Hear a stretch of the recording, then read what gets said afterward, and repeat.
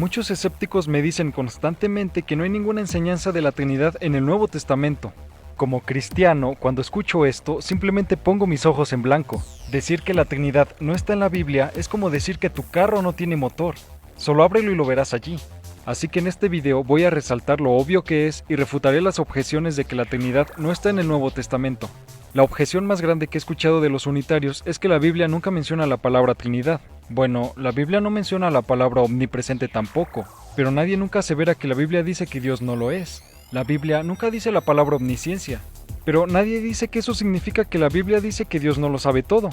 La Biblia nunca menciona la palabra unitario, pero eso ciertamente no detiene a los escépticos de pensar que Dios es un ser unitario. Estas palabras fueron hechas en una fecha tardía para describir un concepto en la Biblia. Del mismo modo, solo porque la palabra Trinidad no se encuentra en la Biblia, no significa que no está en la enseñanza de ella. Hay un claro entendimiento de un Dios que es tres personas distintas a través del Nuevo Testamento.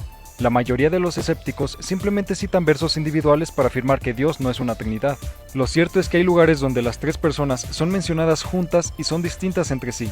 Mateo 3:16 al 17 dice: Y Jesús, después que fue bautizado, subió luego del agua, y he aquí los cielos le fueron abiertos, y vio al Espíritu de Dios que descendía como paloma y venía sobre él. Y hubo una voz de los cielos que decía: Este es mi Hijo amado, en quien tengo complacencia.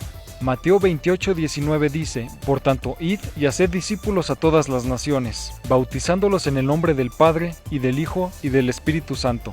Muchos escépticos dicen que este verso fue añadido después, pero no hay buena evidencia de que este sea el caso. La idea de que este verso fue añadido después no es más que una conspiración en ese punto, dado que varios de los primeros padres de la iglesia lo citaron y ningún manuscrito se ha hallado sin este.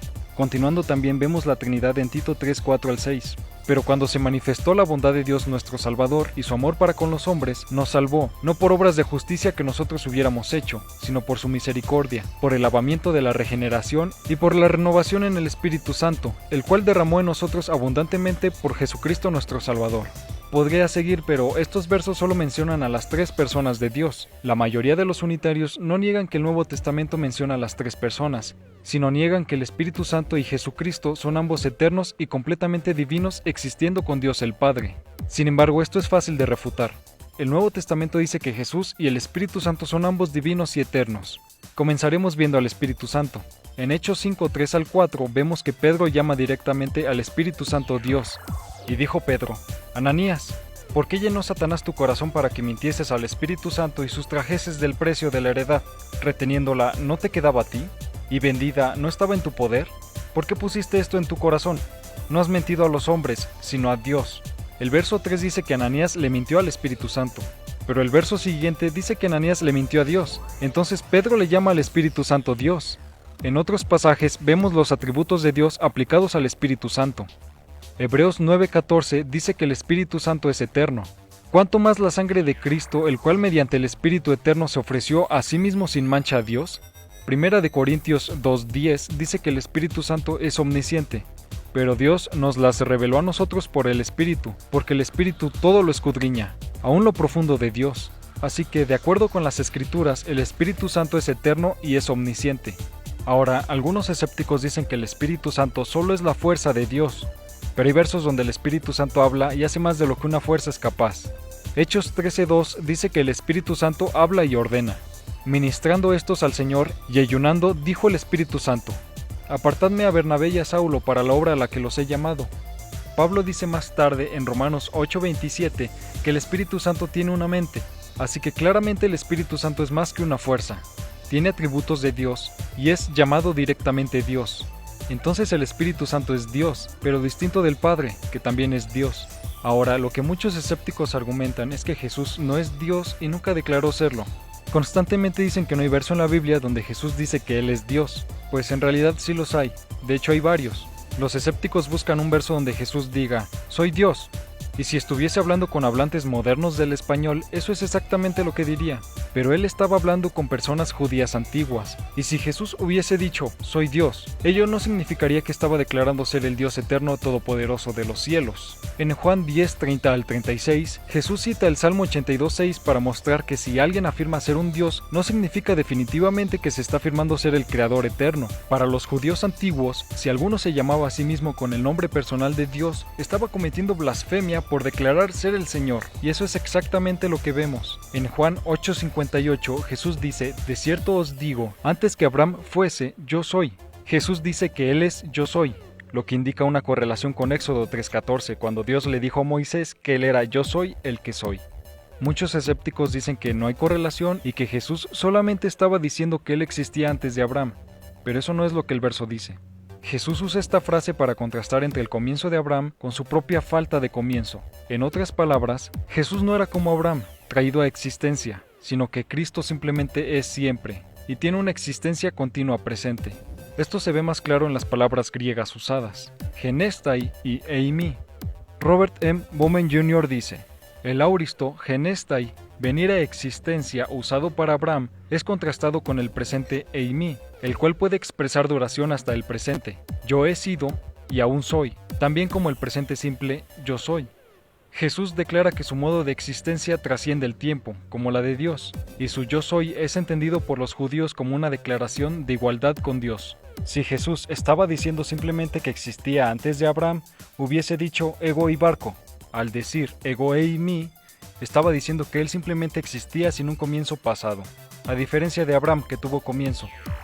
Esto es por lo que los judíos querían apedrearle en el verso siguiente, porque Jesús dijo que Él era el Señor. Ahora, este no es el único lugar donde vemos a Jesús declarando ser yo soy. Hay otras instancias en el libro de Juan. Jesús también declara ser Dios en los otros evangelios. Aunque no se aparente en el español, en griego Jesús hace la declaración de ser el gran yo soy también. Cuando Jesús caminó sobre el agua en Mateo 14:27 dice: pero enseguida Jesús les habló diciendo: tened ánimo, yo soy, no temáis. En estos tres pasajes en el griego Jesús dice ego eimi, yo soy. El verso en griego dice tened ánimo, yo soy, no temáis. Así que tenemos varios versos donde Jesús declara ser el Dios eterno. Pero también Jesús constantemente se refería a sí mismo como el Hijo del Hombre. Algunos escépticos dirán que este es Jesús afirmando su humanidad al llamarse a sí mismo un Hijo del Hombre. Pero en realidad lo opuesto es verdad.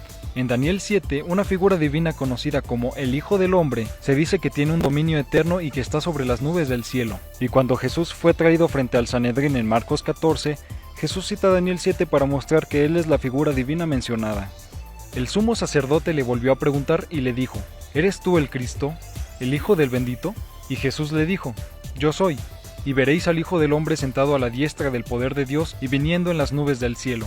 Entonces, cuando Jesús se llamó a sí mismo Hijo del Hombre, en realidad él se estaba refiriendo a sí mismo como la figura divina en Daniel 7. La otra cosa interesante sobre esto es que en el Antiguo Testamento, la acción de montar sobre las nubes es exclusiva de Dios solamente.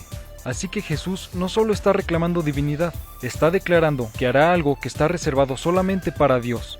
Jesús también hizo otras cosas que solo Dios puede hacer, como aceptar adoración y perdonar pecados. En Mateo 9:2-6 leemos: y sucedió que le trajeron a un paralítico tendido sobre una cama, y al ver Jesús la fe de ellos, dijo al paralítico: ten ánimo, hijo, tus pecados te son perdonados. Entonces algunos de los escribas decían dentro de sí: este blasfema, y conociendo Jesús los pensamientos de ellos, dijo: ¿por qué pensáis mal en vuestros corazones? Porque, ¿qué es más fácil decir, los pecados te son perdonados, o decir, levántate y anda? Pues para que sepáis que el Hijo del Hombre tiene potestad en la tierra para perdonar pecados. Ahora, la Biblia dice que solo Dios puede perdonar pecados, pero Jesús declaró que Él también tiene esa autoridad. Así que creo que es muy claro que el Nuevo Testamento dice que el Padre es Dios, el Espíritu Santo es Dios y Jesucristo es Dios, y son distintos entre sí. Esto es más claro en Juan 14:26. Mas el Consolador, el Espíritu Santo, a quien el Padre enviará en mi nombre, Él os enseñará todas las cosas y os recordará todo lo que yo os he dicho. Además de este verso y los demás que ya he mencionado, hay muchos versos que muestran la distinción y la coexistencia de los tres miembros de la Trinidad. Entonces, no son diferentes modos de un mismo Dios, pero hay algunos escépticos que llevan esta distinción muy lejos para decir que hay tres dioses separados.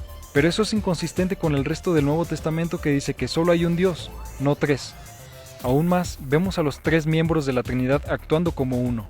En Juan 14:17, Jesús dice que después de que Él se vaya, el Espíritu de verdad vendrá y vivirá en ellos. Pero en el verso 21 dice que Él se manifestará a ellos.